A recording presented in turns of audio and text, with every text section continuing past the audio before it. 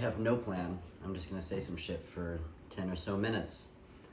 Hi, folk. Welcome to The Modern Spiritualist. My name is Raheem.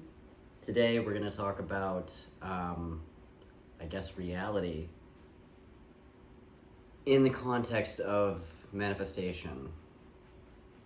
And what's important to understand about reality is that it's not actually a fixed state of being, and that if there is an objective reality, that it's entirely conceptual because we can't perceive that, because we're humans having a subjective experience. We can't remove ourselves from our own brain, therefore we can't experience objective reality. So we live in subjective reality, which means it is subject to change, right? So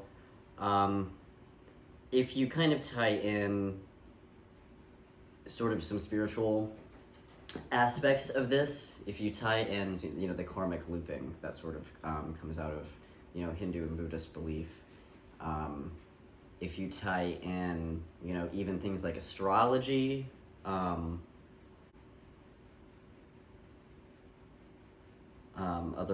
like most New Age belief systems or various aspects of indigenous shamanic belief systems as well, then you're sort of looking at,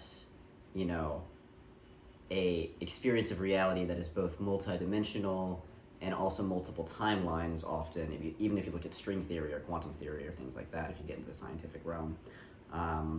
Or even, if you're coming from like a storybook perspective, if you're a writer or something like that, and you view life through mythology, through story, this applies as well.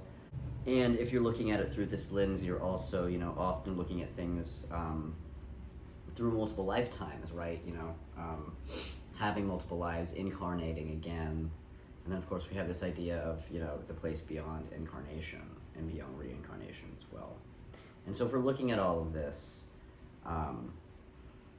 what I like to use for my purposes for manifestation is sort of taking from astrology and shamanism the fact that we all have a unique soul path, right? We all come into these bodies with unique things to learn, with karma, that is basically the cause and effect karmic lessons that we incarnated to experience, learn, and then eventually move on from, right? The thing about karma is we choose it and it ends, right? You're not supposed to be stuck in your karmic loops for infinity. You're supposed to break the patterns and get out of them, ultimately.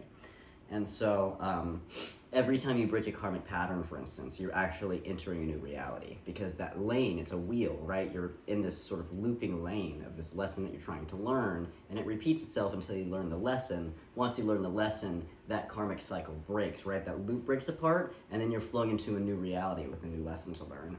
And so reality is sort of this mechanism that you can look at, being part of this bigger machine in which you have all these different wheels sort of spinning and whirring around, and you are sort of interfacing with these different wheels of reality, and so is everybody else, and they are in their own reality experiencing their own wheels of reality separate from yours, and there's, ways that we converge and mix and mingle and then separate again and then create other things, right? Alchemy, these things kind of coming together and creating their own systems and wheels, and so you have all of these things going on, and so reality is not a fixed state of being. And you have the power to change that reality at any time. So if you have a belief within you that is causing pain and suffering for you, or creating barriers between you and the things that you want to achieve, or you and your soul's purpose, or you and your happiness and fulfillment, then you need to look at why you're experiencing that reality and what you need to do to break that reality. And from a manifestation perspective, the only thing you need to do is decide that you want to live in a different one and bring it to you by your statements and your trust, and you're working with spirit and working with the elements and working with your own patterns of behavior and the way that you're experiencing reality, right? Because when we change our perception, the outside world changes, right? Perception is reality. And I'm sure you've heard that before, and it's true, right?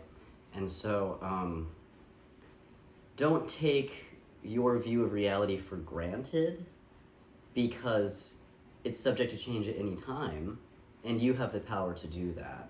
And so if you look outside and you don't like what you see, change the lens and see what shifts for you.